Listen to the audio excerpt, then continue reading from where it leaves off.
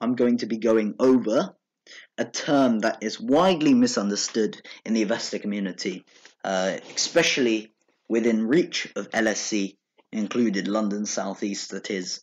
So what I'm going to be going over is what EBITDA means, how can it be applied, how does it work, of course, and essentially, what does it mean? This is what we have to look for. So it's very similar to the essence of discounted cash flow, or as we'd like to call it, DCF. Although it doesn't factor in stuff like tax, discounts, anything, it's more based on depreciation plus the operating profit. So without further ado, I'm going to begin the first slide. What does it mean and measure? So of course, by looking at this, we have to look for what it actually means, for word by word, letter by letter. EBITDA definitely means something. It means earnings before tax, depreciation, and amortization. So before I go on to the next ones, I'm going to say what amortization is. It's basically an accounting term that sometimes refers to allocating the cost of maybe your intangible assets that you have over a period of time. Maybe it also prefers to be known as something to a loan principal over time, but it's a more complicated concept. It's just for the accounting balance. That does not have to be known when reading a balance sheet, but when writing a balance sheet, you need to know what amortization is. Okay, so it is most commonly known to be used as a measure to evaluate a company's operating performance. You see, it's basically a growth factor, which I'd summarize it as.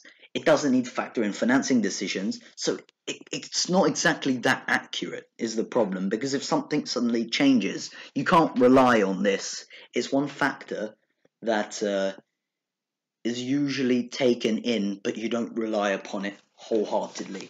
So it doesn't need to factor in accounting decisions, tax environments, and it's basically, as I said, used as a guidance. So the next slide. How does it work? EBITDA is the EBIT, which is the operating profit, plus the depreciation of a potential asset that's there, and with the addition of amortization, which I previously explained.